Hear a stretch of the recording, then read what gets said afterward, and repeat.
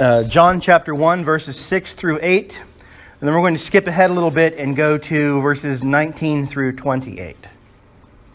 It'll make a little more sense once we get there, I think. John chapter 1, beginning at verse 6.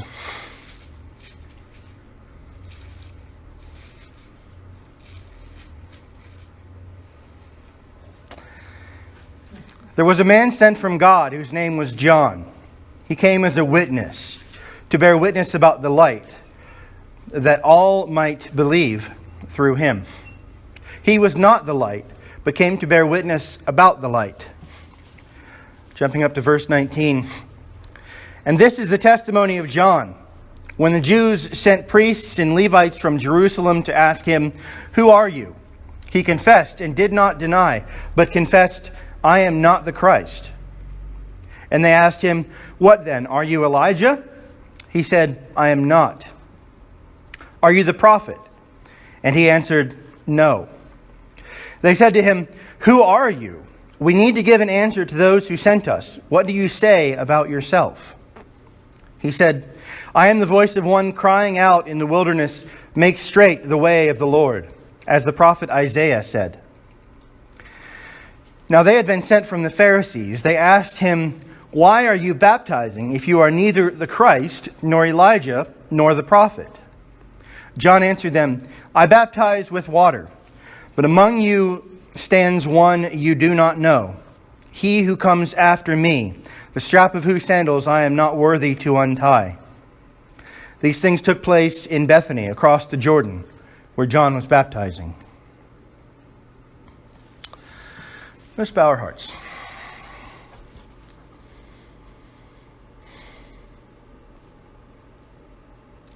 Father, in these next few moments, may the words of my mouth and the meditations of my heart be acceptable unto you, O God, my rock and my redeemer. Amen. So verse 6 says, there was a man sent from God whose name was John. Verse 7 says he came as a witness, to bear witness about the light, that all might believe through him. Now the Greek word here, which the English translates as witness, is martyrion. Does anyone recognize that word? Does it sound familiar? Martyrion.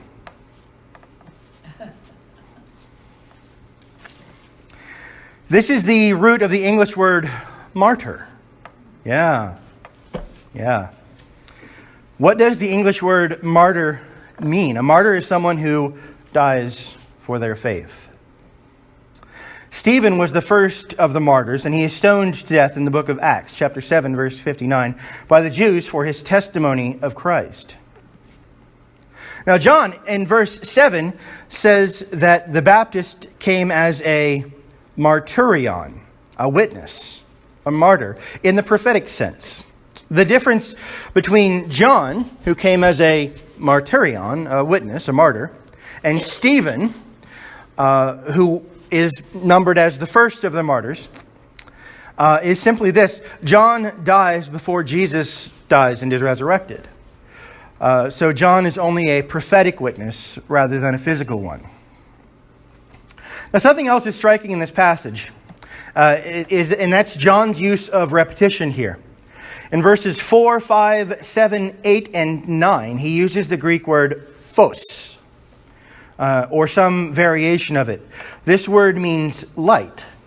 In verse 7, phos is in the genitive case, meaning that it is a noun which modifies another noun and is conjugated photos. Now, does that sound familiar? Sure it does. This is the etymological origin of the English word photograph, a graph being something that's written down like an autograph, and photos being light. A photograph, therefore, is simply light that is written down. John says in verse 8, verse 8 says rather that John was not the light, but that he came to bear witness, to bear martyrion about that light. So who was John? What is his role in all of this? The priests and the Levites come to find out who he is, and in verses 19 through 21, we find them questioning him.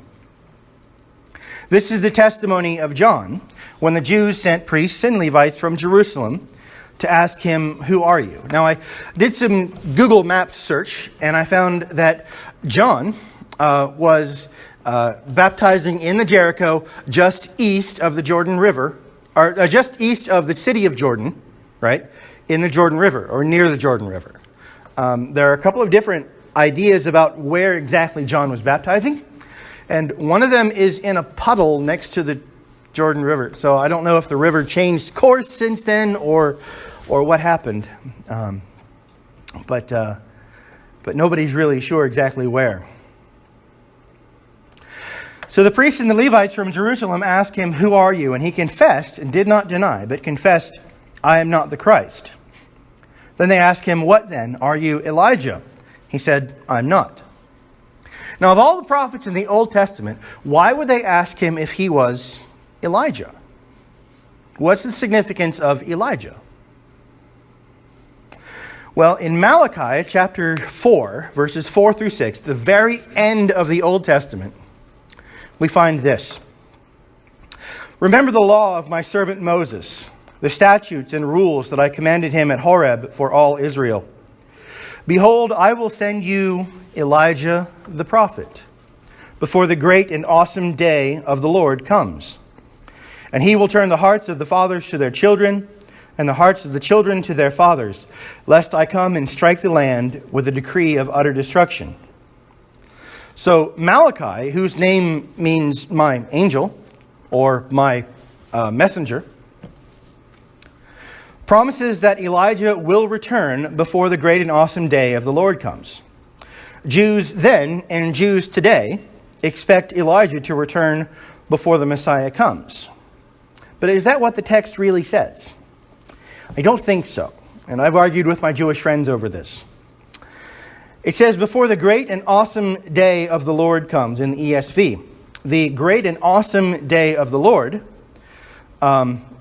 if the great and awesome day of the Lord is the day the Messiah comes, that's great. But I don't think that it is. I think this refers to the great and terrible day of the Lord, cited from Joel chapter 2, verse 31, and again in Acts chapter 2, verse 20. Now, the word the ESV here translates as awesome is the Hebrew word norah, which is translated in the ESV as varyingly as afraid, feared, fearful, terrible, cautious, frightened, terrifying, revere, reverence, awe, and awesome.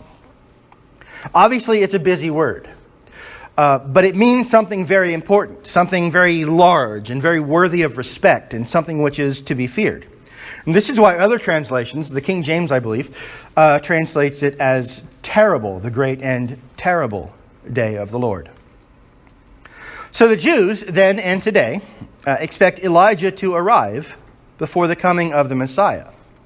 Indeed, Jesus even addresses this in Matthew chapter 11, verses 12 through 15, when he says, "From the days of John the Baptist until now, the kingdom of heaven has suffered violence, and the violent take it by force. For all the prophets and the law prophesied until John," verse 14 says, "and if you are willing to accept it, he is Elijah who was to come. He who has ears, let him hear." Now finally, we come to, I'm bouncing all over the place, and this is intentional. I'm trying to keep you confused. Finally, the most important piece of Jewish prayer, the Shema, has an interesting characteristic in many aspects. Shema Yisrael Yehovah, which is the name of the Lord, Adonai, Eloheinu, our God, Yehovah Echad. Echad means one. Hear, O Israel, the Lord our God, the Lord is one. Every Jew is supposed to say that at the moment of his death. His very last word is supposed to be Echad, as the breath leaves his body for the final time. right? This is the ideal. This is the prayer that they pray 3 times a day. This is supposed to be their last words. But in most manuscripts of this ancient text, there is an anomaly. There's something strange. This letter, the ayin, and this letter, the dalet, are written larger than the rest of the letters. I've tried to reproduce that here. Hopefully you can tell. The ayin and the dalet are written larger than the rest of the letters. Why is that? These letters spell out the Hebrew word aid, which means witness. That is, there is this most important prayer of Judaism. The first words, the last words, 3 times a day prayed. This most important prayer of Judaism is about witness. That God is one and that we are to obey God. The word Shema, which is usually translated as hear, means hear like it does in our English. It means to hear with your ears, but it also means to listen. Now, I've had teachers yell at me and say, you're hearing what I'm saying, but you're not listening, right? Shema also means obey. So hear and obey the Lord our God. The Lord is one. Now, what then do we say about all of these disparate, loosely tied ideas? John comes and he's bearing witness to the light, right? And then Elijah is supposed to come before the Messiah, according to Jewish thought, as the preceding witness. And then the most important prayer of all of Judaism, the Shema, Hear, O Israel, the Lord our God, the Lord is one. A central message of the Shema is that we are to bear witness. L.C. Hester of White Hours, Texas, is a plumber. He packs the New Testament along with his tools, and he is known to his clients as the witnessing plumber. A minister once said of him, that witnessing plumber has won hundreds to Christ since he became a Christian. Many people will listen to a working man who will not listen to a preacher, you know. From the Spokesman Review in June of 1994, workers renovating the Washington Monument in Washington, D.C., discovered a bit of graffiti from the 1800s, which is quite unlike what we usually see today. Written inside the Washington Monument, that great white obelisk which commemorates our first president, we find this. Whoever is the human instrument under God in the conversion of one soul erects a monument to his own memory more lofty than this enduring, or more lofty and enduring than this. It's signed BFB, and no one knows who that is or who left the small drawings and the 19th century dates on the other walls. The markings in the lobby of the monument were covered over when it was decorated at the turn of the century. They were found when workers removed marble wainscoting as part of a year-long $500,000 renovation, which was just completed. One of the workers who built the Washington Monument says that whoever is the human agent in the conversion of one soul to Christ erects a monument greater than the Washington Monument. I've spoken about this before, that when we tell people about Christ, when we reach out to our neighbors, when we help them understand who He is and that He loves them and what He has done for them, we change eternity. That no matter what monument you build here, eventually it will all go to rubble. The Roman Colosseum will fall and become dust.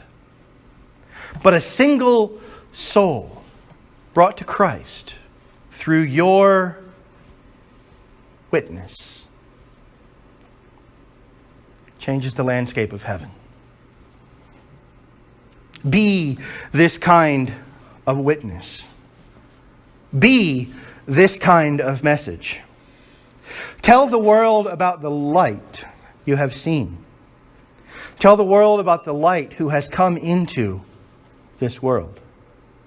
Tell your friends, tell your family, tell strangers. Be like John, standing in the river, shouting to the world that Jesus is coming. And do that, and that way the world will change forever. Now do it in your own way, however God has gifted you to be a witness. But realize that God has indeed gifted you to be a witness. Go, tell it on the mountain, over the hills and everywhere. Go tell it on the mountain that Jesus Christ has come. Amen. Let's bow our hearts.